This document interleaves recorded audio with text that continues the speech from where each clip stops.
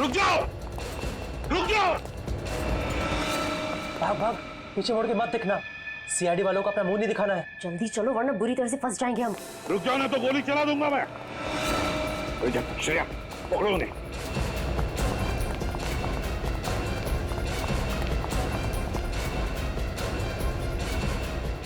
यहाँ क्या है?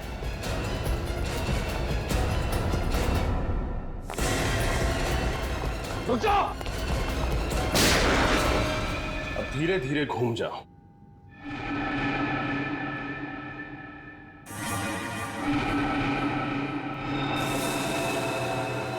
अरे ये तीनों टेबल पर ऐसे क्यों पड़े हैं? खून?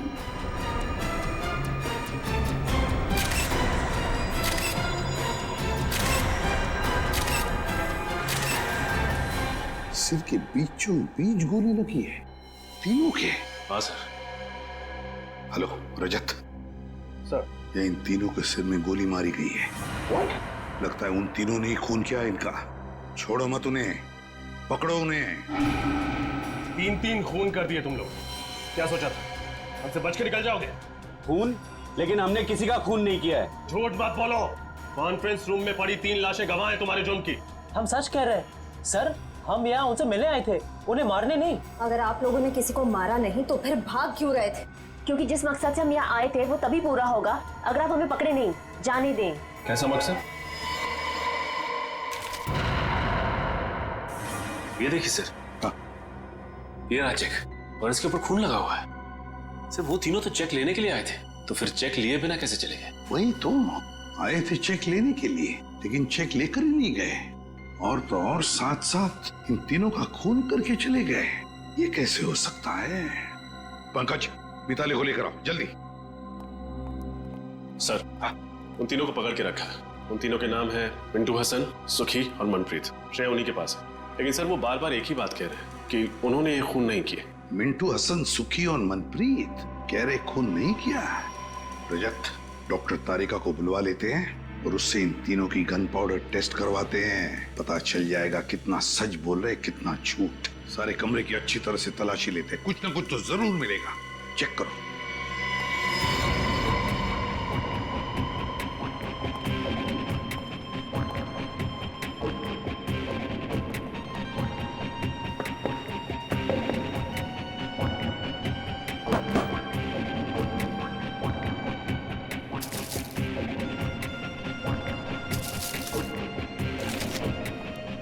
सर, मिताली।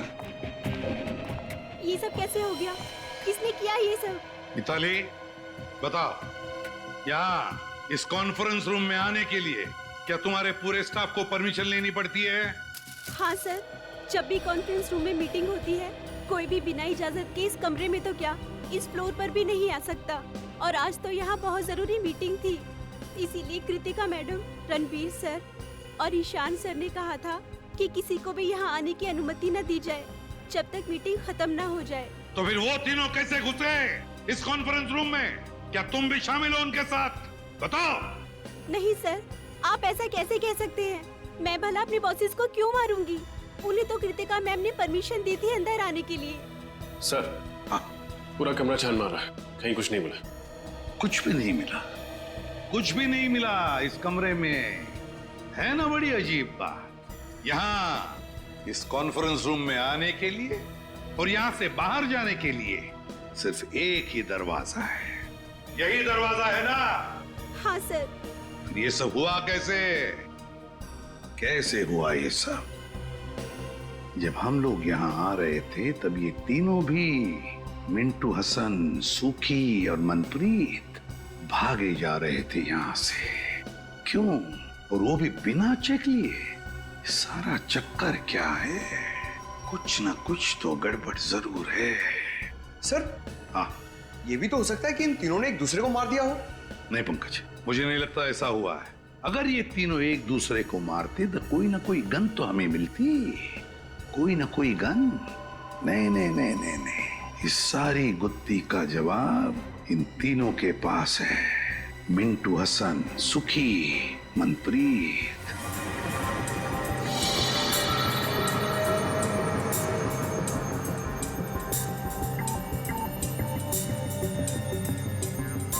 ये लोग सच कह रहे हैं सर, इनमें से किसी ने भी गोली नहीं चलाई। किसी के हाथ पर गन पाउडर का निशान नहीं। नहीं सर। अब तो यकीन हो गया ना आप लोगों को कि हम शरीफ लोग हैं, क्रिमिनल नहीं। शरीफ लोग, मिंटू हसन, सुखी, मनप्रीत, शरीफ लोग इसलिए भाग रहे थे हमसे। दरअसल हमें यहाँ आर्यन और शिमोना ने भेजा था एक 2.5 करोड़ का चेक लेने, लेकिन इससे पहले कि हम तीनों को मिल पाते गोलियां चल गई और हम लोगों को लगा कि पतली गली से कट लेने में ही समझदारी है। पतली गली से कट लेने में ही समझदारी है। अगर तुम लोग शरीफ होते तो या तो खूनी को पकड़ने की कोशिश करते या फिर सीआईडी को बुलाते। नहीं कर सकते थे मैं साहब, क्योंकि हमारी शराफत हमें हमारी मंजिल से भटका देती। मंजिल? जरा हमें भी तो बताओ, क्या मंजिल है तुम्हारी? एक मुजरिम। मुजरिम? कौन मुजरिम? मुजरिम नहीं, कैंसर है वो, कैंसर। एक ऐसा कैंसर जो समाज के जड़ों को खोखला कर देना चाहता है, और उस कैंसर से देश को बचाने के लिए हमें भी मुजरिम बनना पड़ा। पर हम सिर्फ छोटे मोटे जुर्म करते हैं, शरीफों को नुकसान नहीं पहुंचाते। हम तो बस इतना चाहते हैं कि हमारे गुनाहों से प्रभावित होके वो हमें अपनी दुनिया में एंट्री दे दे। इसीलिए भाग रहे थे तुम हमसे? पकड़े नहीं जाना चाहते थे, क्योंकि अगर पकड़े जाते तो उनके गैंग में घुस नहीं पाते, है ना? जी हाँ, क्योंकि अपने सारे काले धंधे सफेद चादर की आड़ में करता है, और जुर्म के दुनिया की कीचड़ की एक बूंद भी उसके पाप के महल को धाराशाही कर सकती है। इसीलिए हम नहीं चाहते थे कि हम आपके साथ पकड़े जाएं। लेकिन आप लोगों ने पकड़ ही लिया। ये शिमोना और आर्यन, इनका क्या संबंध है इस बात से? वो दोनों उसी के लिए तो काम करते हैं, और हम तो उन्हें बस सीढ़ी की तरह इस्तेमाल कर रहे थे ताकि उन तक पहुंच सके। मतलब शिमोना और आर्यन ने मिलवाया तुम्हें इस रणवीर, ईशान और कृतिका? जी हाँ, कल दोपहर आर्यन और शिमोना की नकली आर्ट एग्जीबिशन में। आर्यन और शिमोना दिख रहे हैं कहीं? वो रहे, शिमोना लाल सलवार में और आर्यन ब्लैक कोट में। अपने हुनर का गलत फायदा कैसे उठाया जाता है, कोई इनसे सीखे। न जाने कितने लोगों को उल्लू बनाया इन दोनों ने अपने आर्ट और एंटीक के चक्कर में। गुड, काफी अच्छी जानकारी है आपको पेंटिंग्स की। मुझे लगता है ये वाली पेंटिंग हमारे कॉन्फ्रेंस रूम के लिए काफी अच्छी रहेगी। क्यों कृतिका? वाकई इस पेंटिंग में कुछ तो कशिश है। बिल्कुल ठीक है आपने कृतिका जी। एक नायाब हीरे की कीमत एक अच्छा जौहरी ही परख सकता है, और आपकी आंखों में परखने की नजर कूट कूट कर भरी है। पर 3 करोड़ तो ज्यादा ही है इस पेंटिंग के लिए। अरे कैसी बातें कर रहे हैं आप? इस पेंटिंग के लिए 30 करोड़ भी कम है।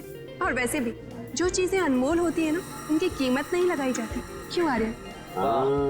क्या डायलॉग मारा है। जो चीज अनमोल होती है ना, उसकी कोई कीमत नहीं बताई जाती। देखना, इस पे तीनों के तीनों क्लीन बोल्ड हो जाएंगे। पर कुछ तो कम कीजिए, बहुत ज्यादा है। भाई, हमें कृतिका जी की मुस्कान बहुत पसंद आई। जी शुक्रिया। आप एक काम कीजिए, 3 की जगह 2.5 करोड़ दे दीजिएगा। ठीक? ठीक है, डन करते हैं। तो फिर ठीक है, कल हम सारी पेंटिंग्स आपके ऑफिस में भिजवा देते हैं और आपसे चेक भी ले लेंगे। ठीक है। तो फिर बोलिए, कल कितने बजे तक कॉन्फ्रेंस रूम में आएंगे आप पेंटिंग्स देखने के लिए? 11 बजे सही रहेगा। 11 बजे मिलते हैं। Done. Done. Thank you.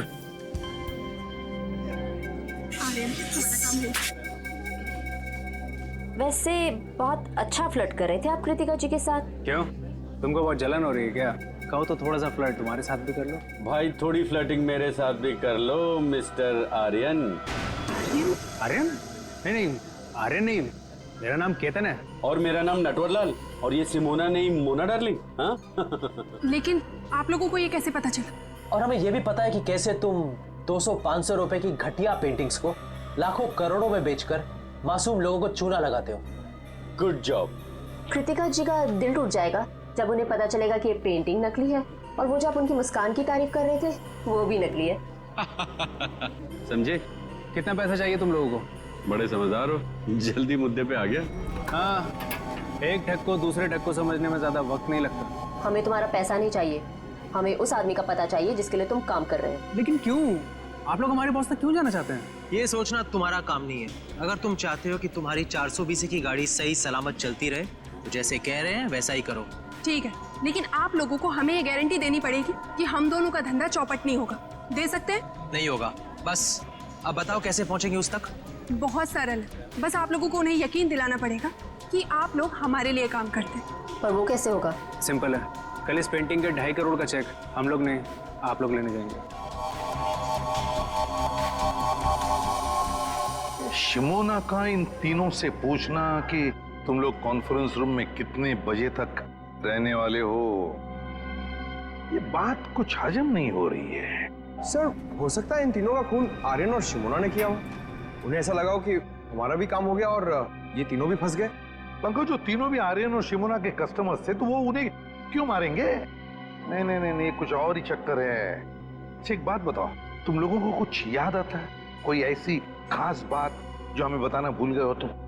ACP sir, एक फोन तो आया था आर्यन को? नहीं, रणवीर को। और वो बहुत गुस्से में बात कर रहा था फोन पे। नहीं, क्या बात कर रहा था वो? Excuse me. हेलो, क्या ऐसे कैसे खराब हो गया? उसे जल्दी से ठीक करवाओ। कल सुबह 11 बजे मेरी एक बहुत जरूरी मीटिंग है, उसे पहले ये काम हो जाना चाहिए, समझे?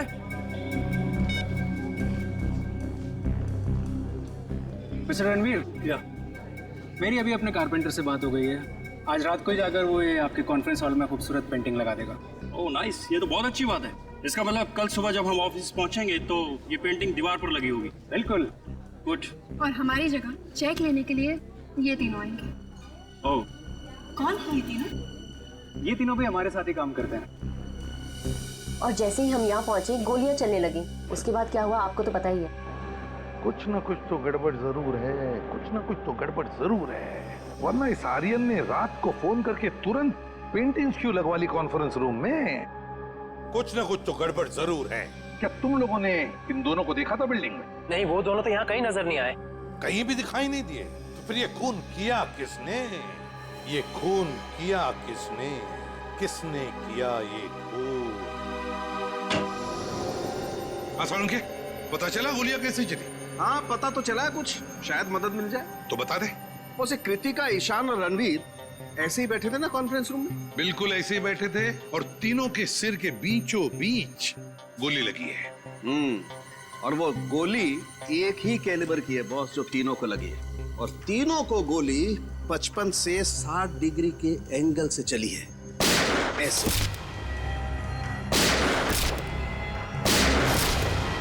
यो, मतलब गोलियां ऊपर से नीचे चली है। सर फिर तो खूनी को भी ऐसे ही किसी ऊंची चीज पर चढ़ना पड़ा होगा। तो क्या सर खूनी ने इन सब पर कॉन्फ्रेंस रूम की टेबल पे चढ़ के गोलियां चलाई होंगी? नहीं निखिल, कॉन्फ्रेंस रूम की टेबल पर चढ़कर कैसे गोलियां चलाएगा? क्योंकि अगर खूनी या जो भी जिसने भी टेबल पर चढ़कर गोलियां चलाई तो फिर उसके जूतों के निशान मिलते हैं हमें। चलो उसने जूते के निशान अगर साफ भी किए होते तो भी उसके जूते के नीचे जो धूल लगी रहती है वो तो मिल जाती, उसके ट्रेसेस तो मिल जाते हमें। वैसा तो कुछ भी नहीं मिला हमें। और एक बात सर, इन तीनों के शरीर पर कोई भी हाथापाई के निशान नहीं मिले। ओह, कोई भी हाथापाई के निशान नहीं तो हो सकता है खूनी इन तीनों को जानता हो और शायद इसी बात का फायदा उठाया उसने और चला दी गोली। सड़क के उस चेक के ऊपर जो खून मिला था वो किसका था? बस वो खून रणवीर का है। रणवीर का है? लेकिन सर इन तीनों को मारकर किसी को क्या फायदा हो सकता है? इन तीनों को मारकर किसी का क्या फायदा हो सकता है ये तो हम पता लगा ही लेंगे श्रेया। लेकिन पहले उस कॉन्फ्रेंस रूम में फिर से जाना होगा, फिर से देखना होगा कि गोली चली कैसे। ऊपर से कुछ ना कुछ तो है उस कॉन्फ्रेंस रूम में जो हमारी नजरों से छूटा है। इस कॉन्फ्रेंस रूम में जाकर फिर से अच्छी तरह से देखते हैं, अच्छी तरह से। तो तुम हो विशाल, इस कंपनी के चौथे और सबसे बड़े हिस्सेदार। जी सर। इन तीनों की मौत के बाद तो तुम कंपनी के मालिक बन गए हैं? जी सही कहा आपने। मुबारक। मिठाइयाँ लाए हो? मिठाई? सर मेरे पार्टनरों के साथ इतना बड़ा दुखद हादसा हुआ है और आप मिठाई खाना चाहते हैं? अब करोड़ों रुपए जो मिल गए तुम्हें और फिर कंपनी पूरी की पूरी तुम्हारी हो गई। नहीं सर ये क्या कह रहे हैं आप? सर पैसा तो हाथ का मैल है पर इंसान की जिंदगी पैसे से कहीं ज्यादा अनमोल है। इसी हाथ के मैल ने अच्छे अच्छे लोगों की नीयत को गंदा किया है मिस्टर विशाल। आज सुबह 11 बजे जब इन तीनों को गोली लगी आप कहाँ थे? जी मेरे दांत में बहुत दर्द हो रहा था तो मैं डेंटिस्ट के पास गया। आप चाहें तो डेंटिस्ट से कंफर्म कर सकते हैं। नहीं नहीं उसकी कोई जरूरत नहीं है। वैसे ये आपके दांत का दर्द ठीक है? अभी ठीक है। दांत का दर्द बहुत खराब होता है सर।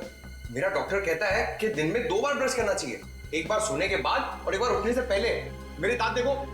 डॉक्टर पंकज आपका लेक्चर खत्म हुआ और आप वैसे आप सर में अब है कृतिका के हस्बैंड। ओ, क्या क्या लगता है आपको? आपको किसी पर शक है? कौन कर सकता है ये? नहीं सर, मुझे किसी पे शक नहीं है, पर सर जिस किसी ने भी किया है ना उसे आप छोड़िएगा मत प्लीज सर। पता नहीं हो कृतिका के बिना मेरी जिंदगी कैसे कटेगी। मिस्टर अभय, हौसला रखिए, वक्त के साथ सब कुछ ठीक हो जाएगा। मुझे तो लगता है कि रणबीर सर की जान पहले से ही खतरे में थी। अच्छा, आपको ऐसा क्यों लगता है? सर, रणबीर सर ने शशांक और केदार के खिलाफ पुलिस में कंप्लेन की थी। वो दोनों कंपनी हथियाना चाहते थे और रणबीर सर कुछ दिनों से काफी अजीब सा बिहेव करते थे। ना हंसते थे, ना बोलते थे, हमेशा अकेले रहते थे। जहाँ भी जाते थे ड्राइवर को भी साथ लेकर नहीं जाते थे। जहाँ भी जाते थे अकेले जाते थे, अपने ड्राइवर को भी साथ में नहीं लेके जाता था। सर, सालुंके सर कह रहे थे ना कि गोली 55 से 60 डिग्री के एंगल में चली। गोली कहीं ऊंचाई से चलाई गई। लेकिन सर, इस सारी जगह को देख के तो नहीं लगता कि गोली ऊंचाई से चली। सर, मेरी समझ में एक बात नहीं आ रही है। अगर कोई किसी को गोली मारेगा तो खड़े खड़े सामने ऐसे मारेगा, टेबल पे चढ़ के गोली क्यों मारेगा सर? सर कहीं ऐसा तो नहीं कि गोलियां किसी चीज के अंदर से चली थी? हो सकता है, बिल्कुल हो सकता है श्रेया, बिल्कुल हो सकता है। इस कॉन्फ्रेंस रूम का कोना कोना छान मारो, एक एक इंच देखो, कोई भी चीज हमारी नजरों से छूटनी नहीं चाहिए, कोई भी चीज।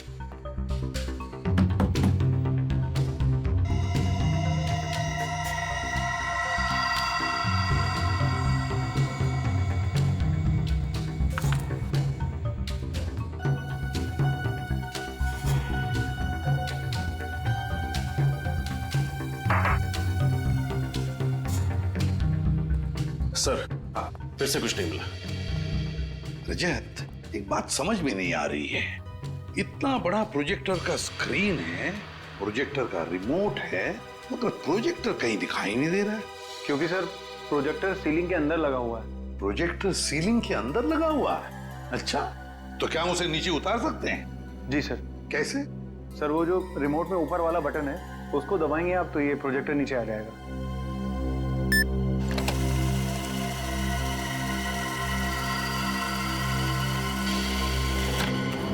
ओह, तो ये बात है, प्रोजेक्टर ऊपर सीलिंग के अंदर।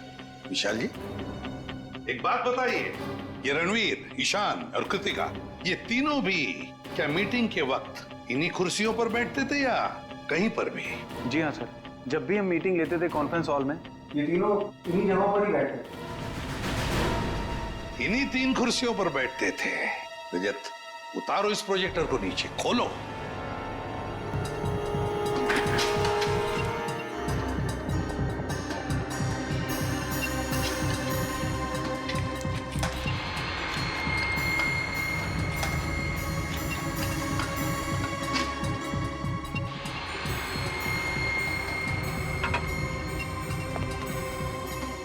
खोलो इसे पंकज।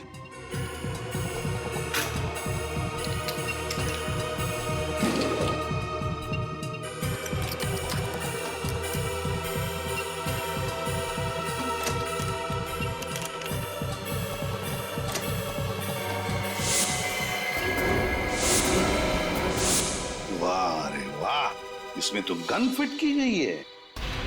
प्रोजेक्टर के अंदर गन लगा के रखी है। मतलब खूनी जानता था कि ये तीनों सभी इन्हीं कुर्सियों पर बैठते थे। जैसे इन कुर्सियों पर बैठे, प्रोजेक्टर के गन में से गोलियां चली और काम खत्म। हाँ सर, ये तीनों बेचारे कहाँ जानते थे कि प्रोजेक्टर के नीचे आते ही और गोलियां चलेंगी और तीनों मारे जाएंगे। मगर सर, प्रोजेक्टर में गन फिट की किसने? गन फिट की किसने? सर, मिंटू हसन कह रहे थे ना कि उन्होंने रणवीर को फोन पर किसी से बात करते हुए सुना था और रणवीर कह रहा था कि आज ही ठीक हो जाना चाहिए। उसे जल्दी से ठीक करवाओ। कल सुबह 11 बजे मेरी एक बहुत जरूरी मीटिंग है, उसे पहले ये काम हो जाना चाहिए, समझे? कहीं रणवीर इस प्रोजेक्टर की बात तो नहीं कर रहा था? हाँ, हो सकता है। मिताली, क्या मीटिंग से पहले किसी ने इस प्रोजेक्टर को हाथ लगाया था? कोई रिपेयर करने आया था? सर, कल रात को आर्यन और शिमोना आए थे ये पेंटिंग लगाने के लिए। उसी दौरान एक इंजीनियर भी आया था प्रोजेक्टर ठीक करने के लिए। उस वक्त आप यहाँ थे? नहीं सर, मैं नहीं थी। रात हो गई थी तो मैं घर चली गई थी। मुझे वॉचमैन ने बताया। कौन था ये इंजीनियर? पता नहीं सर, कोई नया इंजीनियर था। वॉचमैन कह रहा था कि पहली बार देखा है। उस इंजीनियर ने अपना नाम, पता, नंबर तो दिया होगा? नहीं सर। कोई नया इंजीनियर जिसका नाम नहीं, पता नहीं, नंबर नहीं। वाह रे वाह, बहुत बड़ी प्लानिंग की इस खूनी ने। पहले इसने प्रोजेक्टर को बिगाड़ दिया, फिर अपने आदमी को बुला लिया इसे रिपेयर करने के लिए, इस नए इंजीनियर को, और उसके जरिए उसने ये गन फिट कर दी इस प्रोजेक्टर में। मगर ये इंजीनियर उसी वक्त आया था जिस वक्त आर्यन और शिमोना ये पेंटिंग लगाने आए थे। ओह, तो इसका मतलब है आर्यन और शिमोना, ये दोनों का कोई ना कोई कनेक्शन जरूर है इन 3 खूनों के साथ। सर, ये आर्यन और शिमोना हर जुर्म से पहले अपनी पहचान बदल लेते हैं। शायद इस वक्त भी अपने नए जुर्म के बारे में सोच रहे हैं। हाँ, तो पता लगा ये आर्यन और शिमोना इस बार अपने चेहरे पर कौन सा नया चेहरा लगाने वाले हैं। शशांक और केदार, पता है इस कागज में क्या है? क्या लिखा है सर? तुम्हारे अतीत का इतिहास। कैसा इतिहास? किस तरह आप लोग बड़ा मगरमच्छ बनकर छोटी मछलियों को खा जाना चाहते हैं, इसका इतिहास। अब तक कुल 15 कंपनियों को आप लोग अपनी कंपनी में शामिल कर चुके हैं, या तो पैसे का लालच देकर या फिर धोखाधड़ी से। इसमें गलत क्या है सर? हर बिजनेसमैन का एक सपना होता है कि वो अपना कारोबार फैलाए। हम लोग बस वही कर रहे हैं, मगर गलत ढंग से कर रहे हैं, गलत ढंग से। ये है वो 7 लोग जिन्होंने तुम्हारे खिलाफ कंप्लेंट दर्ज की है पुलिस में। इसमें रणवीर भी है।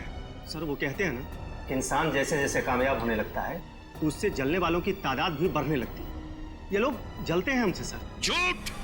इसलिए बिना वजह ये लोग हमारी तरक्की में बाधा डालने की कोशिश कर रहे थे। ये लोग झूठ बोल रहे हैं। क्या तुमने इन लोगों को धमकी नहीं दी कि तुम्हारी कंपनी हमें दे दो? हाँ या ना? नहीं सर, हमने इन्हें धमकी नहीं दी थी, सिर्फ प्यार से विनती की है। प्यार से विनती की? सीधे सीधे बता दो, क्यों मारा तीनों को? यकीन मानिए मेरा सर, हमने इन्हें नहीं मारा। हाँ सर, हम तो इन्हें जानते भी नहीं है। जानते भी नहीं? ठीक है, निकल, जरा दिखाओ इन्हें फोटो। गौर से देखो, पहचानते हो इन्हें? नहीं सर, हम इन्हें नहीं पहचानते। ये शिमोना है और ये आर्यन, आपकी तरह 420। आर्यन और शिमोना, हम ये नाम पहली बार सुन रहे हैं सर। हाँ सर। सर, मुझे लगता है ये दोनों सच कह रहे हैं। उन तीनों के खून में इनका हाथ नहीं है। श्रेया, इतनी जल्दी ये कहना ठीक नहीं है। और अगर मान भी लिया कि इन दोनों ने खून नहीं किया, तो फिर खून किया किसने? ये खून किसी ऐसे आदमी ने किया है जो अंदर वाला है, अंदर वाला, और जो जानता था कि ये रणवीर, ईशान और कृतिका वहां उस कॉन्फ्रेंस रूम में 11 बजे आने वाले थे। सर, जिस क्लाइंट के साथ मीटिंग थी, हो सकता है वही हो इस सब के पीछे। हम मगर विशाल और मिताली, इन दोनों ने तो हमें उसके बारे में कुछ नहीं बताया। सर, हो सकता है उन दोनों को पता ही ना हो कि ये मीटिंग आखिर थी किसके साथ। हो सकता है। सर, अक्सर जो बातें साथ वालों को पता नहीं होती हैं, वो बातें उनके ड्राइवर्स को पता होती हैं। तो ठीक है, ड्राइवर से पूछताछ करो।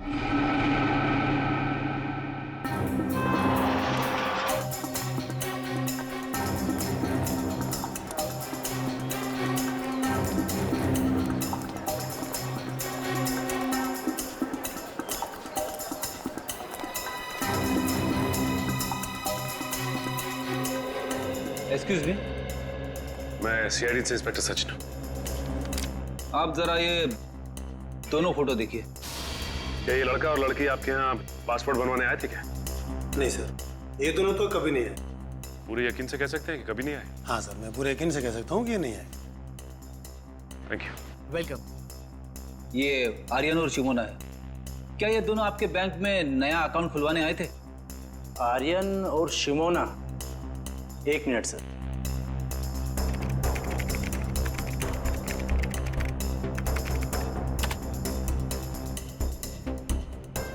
नहीं सर, इन्होंने हमारे यहाँ कोई अकाउंट नहीं खुलवाया है। कोई बात नहीं, ये मेरा कार्ड है। अगर ये दोनों आपके बैंक में आए तो मुझे फौरन इन्फॉर्म कर दीजिए। Okay sir. Okay, thanks.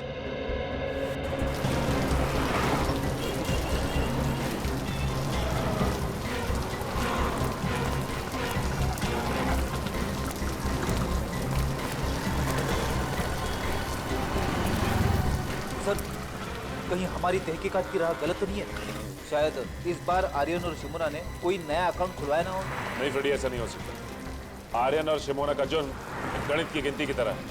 जिस तरह से 3 से पहले 2 का आना तय है, उसी तरह शिमोना और आर्यन का बैंक अकाउंट खुलवाना तय है। एक काम करते हैं, आगे के बैंक चेक करते हैं।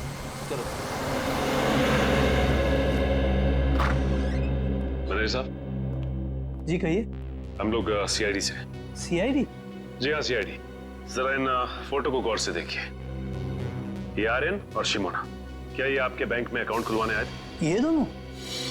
हाँ, ये दोनों हमारे अकाउंट खुलवाने आए थे, लेकिन आपको कोई गलतफहमी हो रही है। इनका नाम आर्यन और शिमोना नहीं, रवि और सपना है। क्या? रवि और सपना? जी हाँ। ये दोनों 420 इतने धड़ल्ले से अपने नाम बदल रहे जैसे हर शुक्रवार को सिनेमा हॉल में फिल्म बदलती रहती है। अच्छा, ये उनकी डिटेल्स देख सकते हैं? जी, एक मिनट। हाँ वीरेन, उस फाइल में से रवि और सपना की डिटेल्स लेकर आना। हाँ।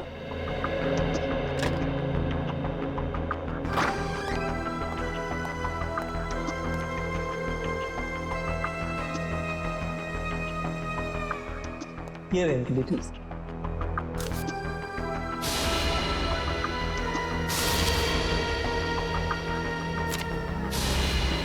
सारे जरूरी कागजात और डॉक्यूमेंट्स वगैरह दिख रहे हैं। हाँ, अकाउंट खुलवाने के लिए जो भी कागजात जरूरी होते हैं वो इन्होंने दिए थे और हमने इन्हें चेक भी किया था, बिल्कुल सही थे। और तो और हमारी एक टीम इनके घर भी जाने वाली है एड्रेस वेरिफिकेशन के लिए। Address verification? एड्रेस तो यही बताया था ना उन लोगों ने। Yes sir.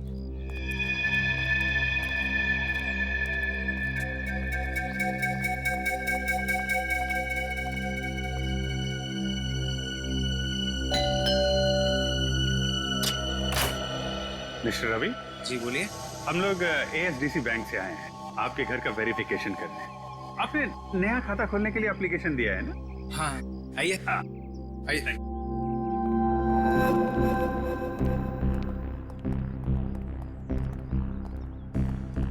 बहुत बढ़िया घर बनाया आपने सर। अच्छा, सपना मैम है ना, उनके भी सिग्नेचर्स लगेंगे। अच्छा हाँ, सपना, सपना। क्या हुआ रवि? बड़े अच्छे कलाकार हैं आप लोग। आर्यन को रवि और शिमोना को सपना बुलाते हैं। मतलब? आप लोगों का खेल खत्म हो चुका है मिस्टर आर्यन और मिस शिमोना।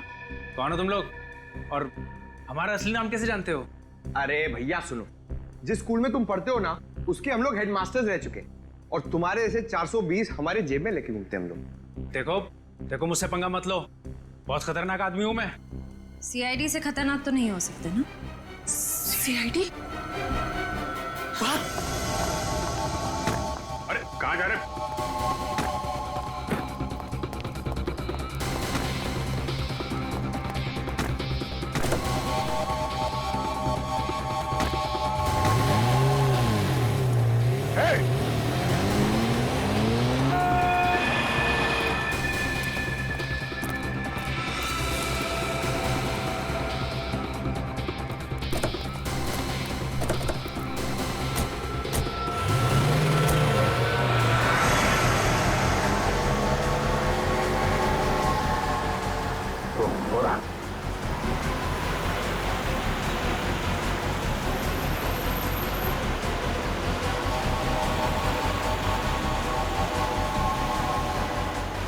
थोड़ा और तेज है सर।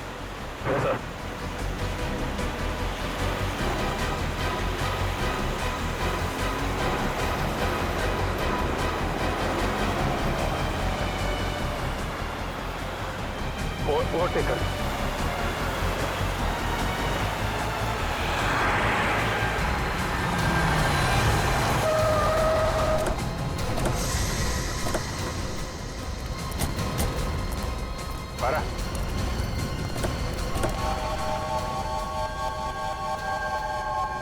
कहाँ भाग रहा है? क्यों किया ये सब? हाँ, ये सच है कि पेंटिंग के बहाने ही हम लोगों ने प्रोजेक्टर में गन फिट करी थी। 2.5 करोड़ रुपए तो तुम लोगों को वैसे ही मिलने वाले थे, फिर 3-3 खून करने की क्या जरूरत थी? क्योंकि अगर हम उनका खून नहीं करते तो वो हमारा खून कर देते। वो कौन? सर, वो पिछले महीने हमने एक आदमी को चूना लगाने की कोशिश करी, जो हमारे जाल में फंसा ही रही। हाँ, तो मैं कैसे यकीन कर लूं कि जो जेवरात आप हमें बेचना चाहते हैं वो सब असली हैं और राजा महाराजाओं के वक्त के हैं? अगर आपको हमारे ऊपर यकीन नहीं तो ये रहा उसका प्रमाण पत्र। ये मिस्टर अभिमन्यु, उस राजघराने के वारिस, उनका नाम और नंबर इसी में। और वैसे भी अगर आपके बॉस को हम पर यकीन नहीं होता तो नीलामी में 5 करोड़ रुपए की बोली क्यों लगाते? ठीक है, बिना भरोसे के कोई भी सौदा पक्का नहीं हो सकता है। ये लीजिए अपनी रकम।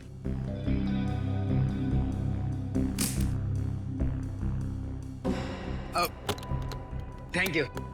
शुक्रिया। Thank you. हेलो, क्या? अरे पकड़ो इन्हें! अरे सब नकली है! अरे जेवरात नकली है, पकड़ो!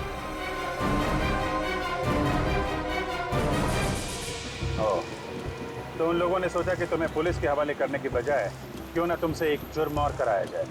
सर, हम तो खून करने के बारे में सोच भी नहीं सकते। हम लोगों से पैसे ले, उनकी चाहने नहीं लेते। खून करने से इतना ही परहेज था तो क्यों साथ दिया उन लोगों का? सीआईडी के पास आना चाहिए था तुम लोगों को। कहाँ पकड़े गए थे तुम दोनों? सर वो होटल रिज में। Hotel ridge?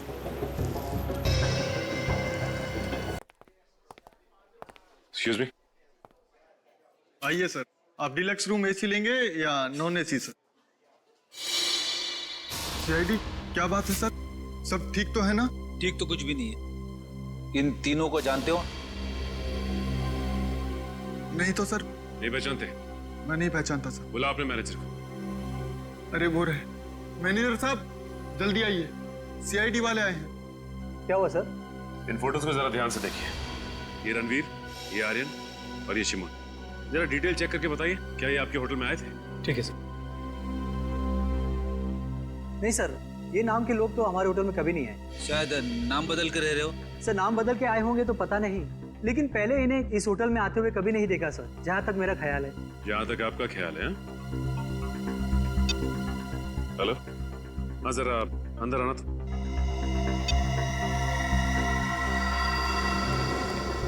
हाँ सर। अच्छा ये बताओ कि रणवीर साहब यहाँ इस होटल में अक्सर आते थे? हाँ साहब, हफ्ते में 2-3 बार आ ही जाते थे किसी से मिलने। सुन लिया मैनेजर साहब आपने? कमाल की याददाश्त है आपकी। जो ग्राहक अक्सर आपके होटल में आते हैं आप उन्हें भी भूल जाते हैं? जी वो क्या हुआ, आपकी जुबान क्यों लड़खड़ाने लगी? सर जबान नहीं सर। क्या छिपा रहे हैं आप हमसे? सर कुछ भी नहीं छुपा रहा हूँ मैं। हेलो, हाँ सर। क्या? ओह तो ये बात है। हाँ सर, मैं होटल रिट्स में ही हूँ। मैं खाली होकर आपको फोन करता हूँ। Okay okay. क्या हुआ? शिमोना और आर्यन ने अपना गुनाह कबूल कर लिया है। 10 दिन पहले इसी होटल में एक ज्वेलरी एग्जीबिशन हुआ था, जिसमें फिर से उन लोगों ने एक बार किसी को बेवकूफ बनाने की कोशिश की, लेकिन नाकामयाब रहे। अब क्या कहना है आपका मैनेजर साहब? हाँ, हम लोगों को माफ कर दो सर। किसी ने हम लोगों को पैसे दिए थे ताकि आप लोगों के सामने मुंह ना खोले। अब मुंह खोलने का समय आ गया है। अब ये बताओ कि ये पैसे तुम्हें किसने दिए थे, और रणवीर इस होटल में किससे मिलने आता था? सर वो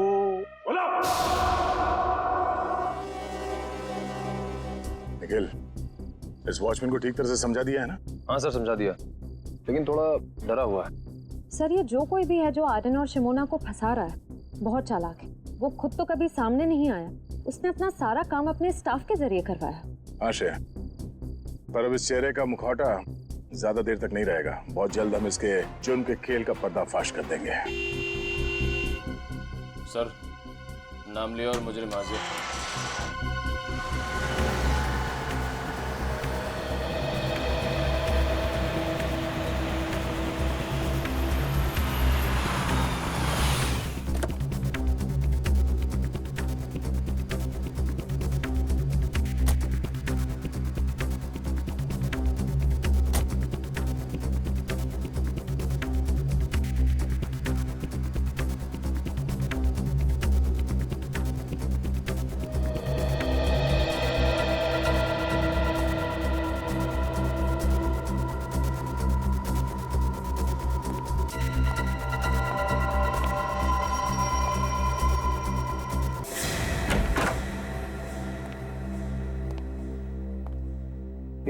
घर की सारी लाइटें ऑन क्यों हैं?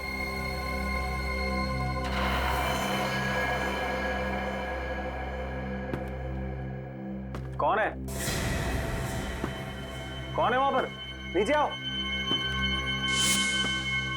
अरे क्या हाल है विशाल भाई, कैसे हो? दांत का दर्द कैसा है? मैंने कहा था ना आपको 2 बार ब्रश करना सोने के बाद उठने से पहले। तुम यहाँ क्या कर रहे हो? क्या आप मुझे देख के खुश नहीं है? तो जरा पलट के इस तरफ देखो, शायद हमें देख के कुछ खुशी मिल जाए आपको। अरे सर, आप लोग यहाँ पर मेरे घर में? क्या खूनी का पता चल गया सर? हाँ पता चल गया, तो हमने सोचा कि खुद चल के अपने हाथों से उसका जबड़ा हिला दे। जबड़ा हिला दे? सर तो उसके लिए तो आपको खूनी के घर में होना चाहिए, फिर भला आप यहाँ मेरे घर में क्या कर रहे हैं? अपना एक गाल जरा यहाँ लाना। आजा। सर आपको मुझ पर शक है? शक नहीं, पूरा यकीन है। सर कहाँ जा रहे हो विशाल बाबू? अपनी कंपनी का शेयर छोड़ चल।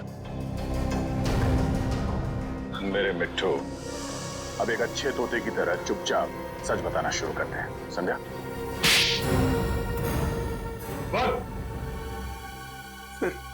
सर ये सच है कि मैंने रणवीर, ईशान और कृतिका के खून में साथ दिया था, पर सर मैंने उनके खून की साजिश नहीं रची थी सर। तुमने नहीं रची? नहीं सर। तो फिर किसने रची? मुझे नहीं मालूम सर वो कौन है, मैं उससे कभी मिला भी नहीं सर। सर वो हमेशा अपने वकील को भेजता था मुझसे बात करने के लिए। सर लगता है हमें गुमराह करने के लिए कहानियां बना रहा है। उन तीनों की मौत के बाद सारी दौलत तो इसकी हो गई, उसके पास सबसे ठोस वजह थी उनको मारने की। नहीं मैम, सर वो चाहता था कि मैं इस कंपनी को दिवालिया घोषित कर दूं और उसके बाद इस कंपनी को एक नकली फर्म में बेच दूं, ताकि वो बाद में उस नकली फर्म से कंपनी को वापस खरीद ले। बहुत लंबी प्लानिंग की थी खूनी ने। अब तुम एक काम करो, उस वकील को फोन लगाओ और उससे वो कहना जो अब हम तुम्हें बताएंगे। हैं?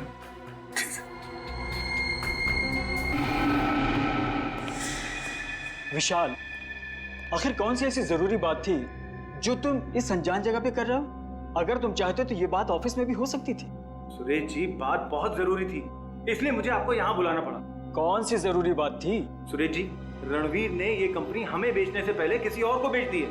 अब इस कंपनी को बेचने का हक हमारे पास नहीं है। एक मिनट, क्या कहा आपने? इस कंपनी को बेचने का हक आपके पास नहीं? हाँ, मैं सच कह रहा हूँ। रणवीर ने बाकी सारे पार्टनरों के साथ गद्दारी की और इस बात की भनक तक नहीं लगने दी किसी को। अच्छा ये बताओ, इस कंपनी के नए मालिक का नाम क्या है? हम हैं। वकील साहब को हमारा प्यार भरा नमस्कार। अपना प्यार भरा नमस्कार रखो अपनी जेब में, और अगर अपनी भलाई चाहते हो तो चुपचाप ये कंपनी उसको दे दो जिसका इस कंपनी पे पूरा पूरा हक। सुखी जी, हम तो इतने प्यार से बात कर रहे हैं इनसे और ये हमें धमकी दे रहे हैं। वो क्या ना मनप्रीत, ये लातों के भूत है, बातों से नहीं मानेंगे। ठीक कहा, बिल्कुल ठीक। इसीलिए आज मैं तुम दोनों को ऊपर भेजने का इंतजाम करके रहा हूं। किसी को पता भी नहीं चलेगा कि ये कंपनी कभी किसी और के नाम पे हुई थी। सर मैं अब है कृतिका का हस्बैंड। ऐसे कैसे भूल दोगे? क्या समझ रखा है हमें? घर नीचे रखो, पहले सीआईडी को तो आने दो। सीआईडी आए? पहले मैं तुम्हें मार देता हूं। चुप! कहानी तो अब तुम्हारी खत्म होगी, फांसी के फंदे पर। कहाँ भाग रहे हो अभय बाबू? अभी तो तुम्हें अपने जुर्म कबूल करना बाकी है।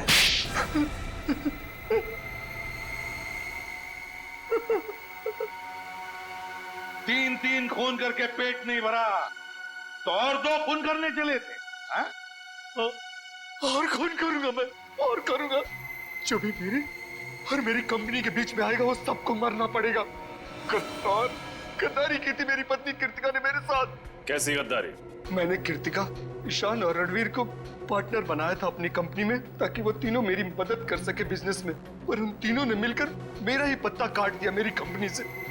और ये विशाल जिसे मैंने लाया था, इसका हिस्सा मुझसे भी ज्यादा है मेरी कंपनी में। और इसलिए तुमने विशाल को अपने साथ मिला लिया और प्लान बनाया रणवीर, ईशान और कृतिका को मारने का, है ना? क्यों विशाल? फिर तुमने आर्यन और शिमोना की मदद ली और कॉन्फ्रेंस रूम के प्रोजेक्टर में वो मैकेनिज्म फिट कर दिया और ये बेचारे तीनों के तीनों मारे गए। तुम्हें पता था कि तीनों मरने के बाद इनका सारा हिस्सा विशाल को मिलेगा? और विशाल कंपनी का मालिक बनेगा और फिर किसी भी तरह से तुम विशाल से कंपनी हथिया लोगे, क्यों? है ना? हाँ। और क्या करता मैं अपनी खोई हुई कंपनी पाने के लिए यही एक रास्ता था मेरे पास।